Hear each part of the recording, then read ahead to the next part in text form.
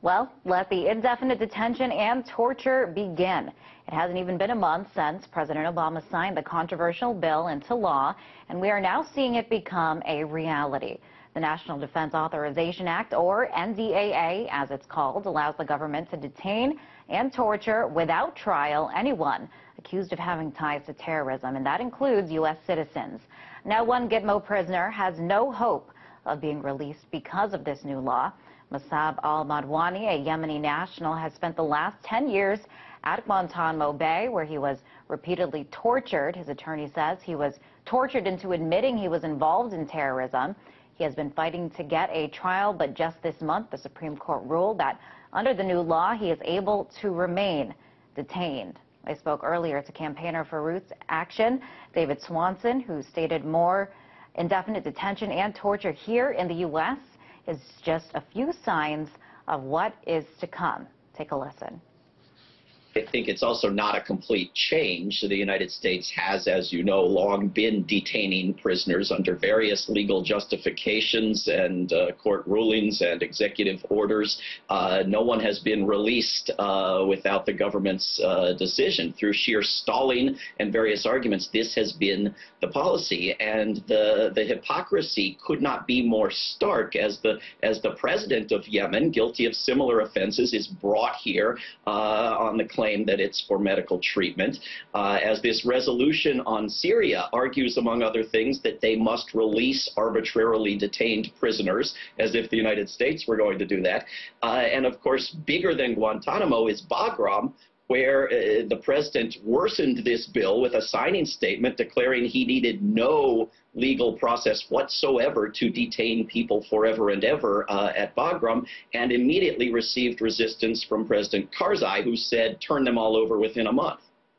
And, you know, when President Obama signed off on this bill, he did say that he had some reservations regarding certain provisions on the regulation and detention of suspects. And 1 month later, those concerns are already being used to keep people behind bars. Well, there was a great deal of misunderstanding in this regard, as the president himself had insisted on these powers, insisted on no exclusion for U.S. citizens, and wanted the freedom not to ship all prisoners into military detention, but to detain them and handle them through non-military, CIA and other means as well, which he called flexibility, which some people might call tyranny. And so he had the bill worsened both in Congress and in the conference committee, and further again through his signing statement, which was obscured by the fact that in a very strange and unprecedented manner, he also, in that same signing statement, promised not to use some of the powers that he was hereby creating for all future presidents. Of course, that's not legally binding. He will use these powers if he sees fit, as will his successors. So you're saying President Obama has already broken some of the promises that he made? Well, to the extent that people got the impression that he was concerned about being given the power to detain anyone, or in particular U.S. citizens, understanding, of course, that this is the very same president who openly asserts and has exercised the power to kill anyone, including U.S. citizens, including juveniles.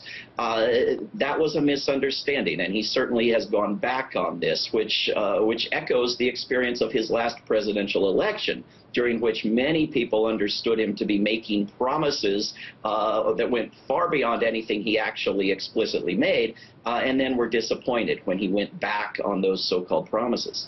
Now, we are already seeing the consequences of this bill.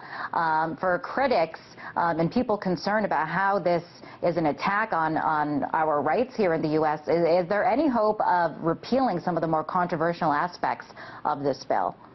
Well, there's always hope, although hope has been given a horrible name by this president.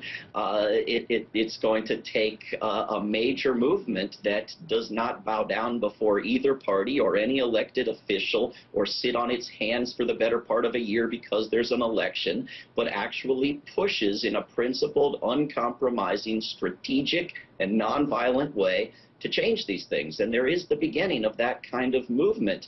But these issues are not being discussed on U.S. television networks. So thank you for doing so. David, why aren't these issues being discussed on these networks? We're hearing all these debates, one debate after another. We're not hearing too much about this. Why not? Well, one obvious answer is that when the two big parties, the Democrats and the Republicans, agree on something, it's not considered a controversy and it's not considered a debate or something for the news. There also is very little desire to offend those who are desired guests for talk shows. There's a great tendency to appeal to those individuals, and there's a lack of investigative reporting. And so among the confused and bewildered on this topic are members of the media themselves. And that was David Swanson, campaigner for Roots Action.